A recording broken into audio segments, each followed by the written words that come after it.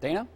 Jay, the day's other big story, fallout from yesterday's NBA trade deadline. There were 5 trades made in the final hours involving 24 players. The biggest, a 3-team deal centered around the Cleveland Cavaliers. LeBron's newest additions, Ben Wallace, Joe Smith, and a second-round pick, all coming from Chicago, while Seattle sends Wally Szczerbiak and Delonte West to Cleveland. In exchange, the Cavs had to give up 6 players, 4 go to the Bulls, including Larry-Hughes and Drew Gooden. Ira Newble and donyell-marshall also shipped out of Cleveland. They land in Seattle.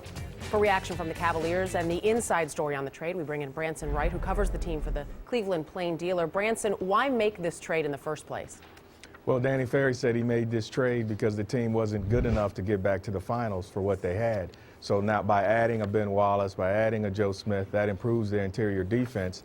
And the defense is one thing that this team has lacked. And Coach Mike Brown has been all about the defense, but they hadn't been happy what's been going on this season. You mentioned the additions. What about the subtraction? What did either Ferry or Coach Brown have to say about the losses that this team now suffers?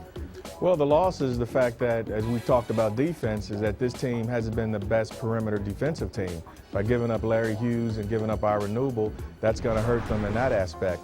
But they talked about it's a trade-off. You know, you improve in one area and you may go down in another. So they're going to roll the dice and take their chances for what they have. There's been some school of thought this was all done for LeBron to try to keep LeBron in town. What have we heard, if anything, from him?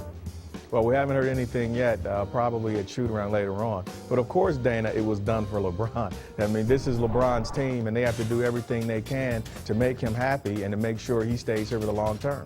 Overall, what are fans saying about this deal?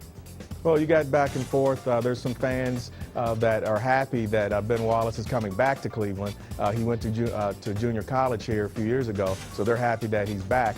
And then you have some fans that are not happy that Drew Gooden is gone because of his scoring on the block, which the Cavs will miss. So kind of back and forth, but as we all have to do is wait and see.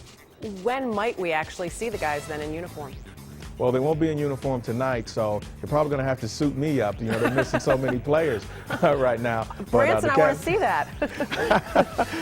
But the Cavs, they play again Sunday, so you'll possibly see the guys suited up for that game. You mentioned there are a lot of guys missing, and injuries are a problem. Jacobson was injured in Wednesday's win over the Pacers. His ankle hurt. What's the latest on his status?